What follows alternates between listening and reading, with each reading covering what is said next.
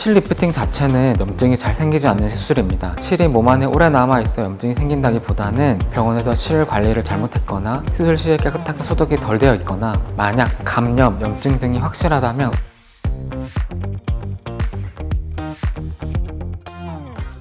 안녕하세요. 하이갤러리 성형외과 전문의 정원주 원장입니다. 오늘은 실 리프팅에 관해서 자주 하시는 질문에 대해서 답변하는 시간을 갖도록 하겠습니다. 실이 이동하는 경우가 간혹 있습니다. 하지만 실이 움직이는데 관여하는 요소들이 너무나 많기 때문에 어느 한 가지가 원인이라고 말씀드리기는 어렵습니다. 리프팅 실의 구조가 나의 시술 방식과 안 맞는 경우에 실이 이동할 수 있고, 실이 연부 조직과 스마스층을 넘어서 근육 근처에까지 깊게 위치하게 된다면 근육의 움직임에 의해서 실이 이동하게 되고, 이후 피부가 실의 움직임을 견디다 못해서 뚫고 나오는 일도 있습니다. 이런 일을 방지하기 위해서는 실을 너무 깊게 넣지 않아야 됩니다. 따라서 피부층을 잘 선택해서 넣는 것이 중요하고, 실이 시작되는 위치에 실이 고정될 만한 근막이나 인대 같은 단단한 조직이 있는 곳을 선정하여 실의 시작 부위가 미끄러져서 내려가지 않게 해야 됩니다.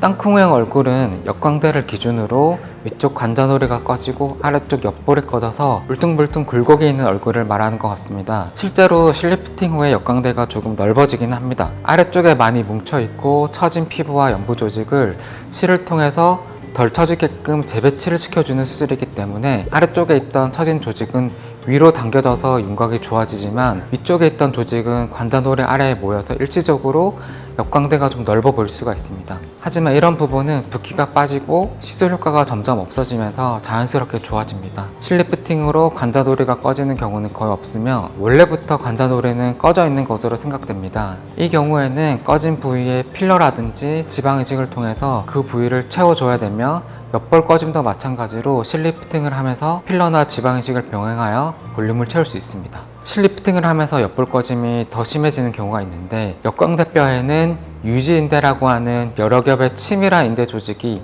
아주 단단하게 뼈에서부터 피부층까지 뻗어 있는데, 실이 그 부분을 통과를 할 때 위쪽 피부를 당겨서 아래쪽으로 끌어내리지 않도록 주의해야 됩니다.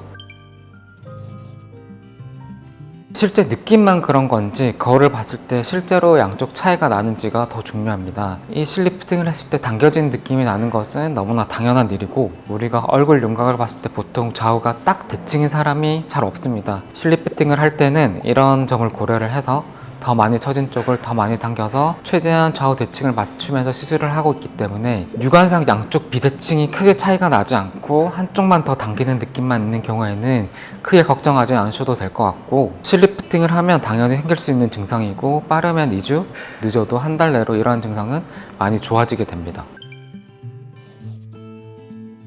직후에는 절대 안 됩니다. 실 리프팅은 얼굴에 있는 피부 여러 층 중에 스마스로가 불리는 근막 조직에 실을 넣고 당겨서 고정하는 시술입니다. 마사지라는 게 어쩔 수 없이 얼굴에 압력을 가하게 되는데, 조직에 고정되어 있는 리프팅 실의 돌기가 빠질 수도 있고, 조직에 박혀있던 돌기가 미끄러지면서 다른 부분에 돌기가 걸려서 리프팅 효과가 없어질 수도 있기 때문입니다. 그래서 얼굴에 압력을 많이 주는 마사지는 최소 3개월은 피해주셔야 되고, 이후 리프팅 효과가 조금씩 없어지는 시기가 오는데, 그 시기가 충분히 지나고 나서 받으시는 걸 추천드립니다.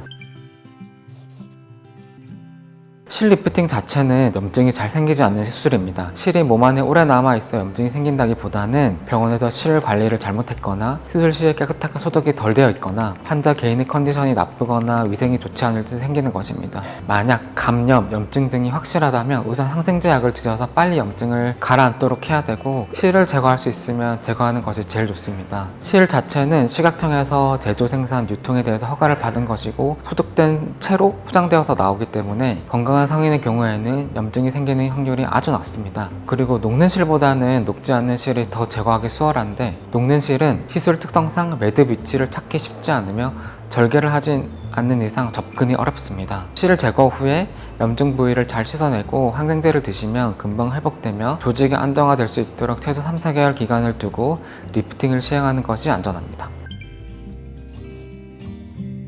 사람마다 피부 조직의 두께나 스마스층의 두께, 밀도, 피부 처짐, 골격 크기가 다 다르기 때문에 시술 효과도 전부 다르게 나타납니다. 그 중에서 실 리프팅 효과가 좋은 분들이 계신데 턱뼈가 갸름하지 않고 피부가 약간 두꺼우면서 지방을 포함한 연부 조직 처짐이 약간 있는 경우에 실리프팅 효과가 제일 좋으며 유지기간도 더 깁니다. 반대로 턱뼈가 아주 날렵하고 피부가 얇으면서 연부 조직이 부드러운 경우에는 실을 넣었을 때 조직이 실을 가시돌기를 잘 물고 있지 못하기 때문에 리프팅 효과가 상대적으로 짧습니다.